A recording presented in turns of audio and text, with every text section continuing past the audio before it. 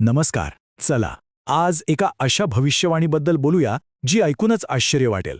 एक अशी भविष्यवाणी जी पृथ्वीवर तब्बल 1000 वर्षांच्या शांतीचं वचन देते. विचार करा, 1000 वर्ष. ही कल्पनाच किती अविश्वसनीय आहे नाही का? म्हणजे एक असं जग जिथे युद्ध, द्वेष अशा कुठल्याच गोष्टी नाहीत.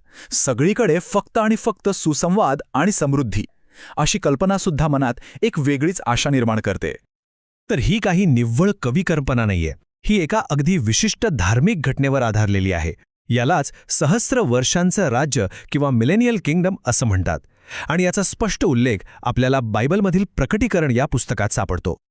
आज आपण या राज्याच्या प्रत्येक पैलूवर नजर टाकूया. 1000 वर्षांच्या विश्रांतीच्या वचनापासून ते अंतिम परीक्षेपर्यंतचा हा सगळा प्रवास आपण एकत्र समजून घेणार आहोत. चला तर मग सुरुवात करूया या पहिल्या आणि अगदी मूलभूत संकल्पनेपासून. म्हणजे हे 1000 वर्षांचं राज्य नेमकं आहे तरी काय याच्या खोलात जाऊया. यातली जी मूळ कल्पना आहे ना, ते खूपच इंटरेस्टिंग आहे. बघा, जसं निर्मितीचा 7वा दिवस विश्रांतीसाठी होता, पवित्रतेसाठी होता, बरोबर? अगदी त्याचप्रमाणे 7वं सहस्त्रक म्हणजे ही 1000 वर्ष संपूर्ण पृथ्वीच्या विश्रांतीसाठी असतील. म्हणजे सोप्या भाषेत हे 1000 वर्षांचं राज्य म्हणजे पृथ्वीसाठी एक मोठा शब्बात, निर्मितीच्या 7व्या दिवसासारखाच एक दैवी आरामाचा काळ. पण प्रश्न हा आहे की अशा राज्याची गरजच का पडली? हे समजून घेण्यासाठी आपल्याला आधी मूळ समस्येकडे जावं लागेल. आणि त्या समस्येची सुरुवात होते एका हरवलेल्या नंदनवनापासून. इथे बघा, ही तुलना खूप महत्वाची आहे. एकीकडे आहे पहिला आदाम, ज्याच्या चुकीमुळे जगात पाप आलं आणि सगळं काही बिघडलं. आणि दुसरीकडे आहे शेवटचा आदाम म्हणजे ख्रिस्त, ज्याने पापावर आणि सैतानावर विजय मिळवला. सोप्या शब्दात सांगायचं तर पहिल्या आदामाने जे काही गमावलं होतं ते शेवटच्या आदामाने परत मिळवून दिलं. आणि इथेच या पुनर्संचयित राज्याचा पाया घातला गेला. ओके, तर मग आता त्या टर्निंग पॉइंटकडे वळूया. पाहूया की ही पुनर्स्थापना नक्की सुरू कशी होते. ही प्रक्रिया कशी घडते ते बघा. सगळ्यात आधी हुतात्म्यांची संख्या पूर्ण होते. मग होतं पहिलं पुनरुत्थान.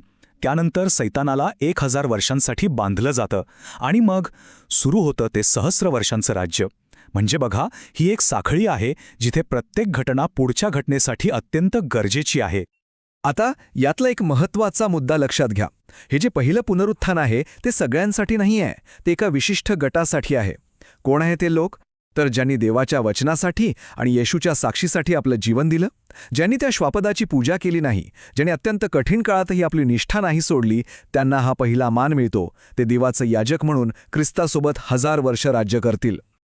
बरं, मग ह्या राज्यातलं आयुष्य नेमकं कसं असेल याची कल्पना करणंही खूप रोमांचक आहे. आणि याबद्दल जे वर्णन मिळतं ते खरंच खूप सुंदर आहे. यशाया संदेष्ट्याचं हे वचन ऐका. लांडगा कोकऱ्याबरोबर राहील आणि एक लहान मूल त्यांना मार्गदर्शन करेल. म्हणजे कल्पना करा, निसर्गाचा नियमच बदलून जाईल, जिथे हिंसक प्राणीसुद्धा शांततेत एकत्र राहतील. आणि ही शांतता फक्त प्राण्यांपुरती मर्यादित नाहीये, ती माणसांमध्येही येईल. ते आपल्या तलवारींचे फाळ बनवतील. म्हणजे युद्धाची शस्त्र वितळून शेतीची अवजारं बनवली जातील. राष्ट्रांमध्ये युद्धच होणार नाही. किती मोठा विचार आहे हा. म्हणजे फक्त शांतताच नाही, तर आयुष्यच बदलून जाईल. लोकांना दीर्घायुष्य मिळेल. 100 वर्षांचा माणूस तरुण समजला जाईल. सगळे सुरक्षित असतील. कुणालाही दुःख, रडणं, त्रास या गोष्टी माहीत नसतील. आणि सगळ्यात महत्त्वाचं म्हणजे पृथ्वी देवाच्या ज्ञानाने भरून जाईल. एकंदरीत हा एक असा काळ असेल जो प्रत्येक स्तरावर सकारात्मक बदल घडवेल.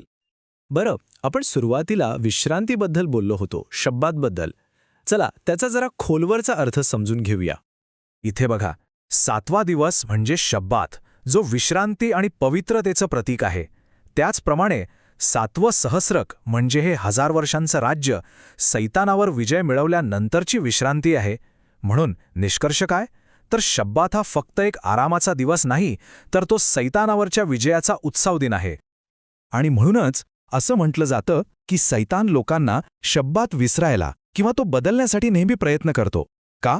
कारण शब्बात हा त्याच्या होणाऱ्या पराभवाचं आणि अंतिम न्यायनिवाड्याचं प्रतीक आहे. त्यामुळे शब्बात पाळणं किंवा न पाळणं हा संघर्ष फक्त एका दिवसापुरता नाही, तर तो देवाच्या सार्वभौमत्वाला स्वीकारण्याबद्दलच्या मोठ्या आध्यात्मिक लढाईचा भाग आहे. पण थांबा, गोष्ट इथेच संपत नाहीये. या 1000 वर्षांच्या शांतीनंतर एक शेवटची अंतिम परीक्षा बाकी आहे. ही संपूर्ण भविष्यवाणीची कालरेषा बघा. आपण आता आहोत चांगल्या वाईटाच्या संघर्षाच्या युगात. यानंतर येईल पहिलं पुनरुत्थान, मग ते 1000 वर्षांचं शांतीचं राज्य जिथे सैतान बांधलेलं असेल.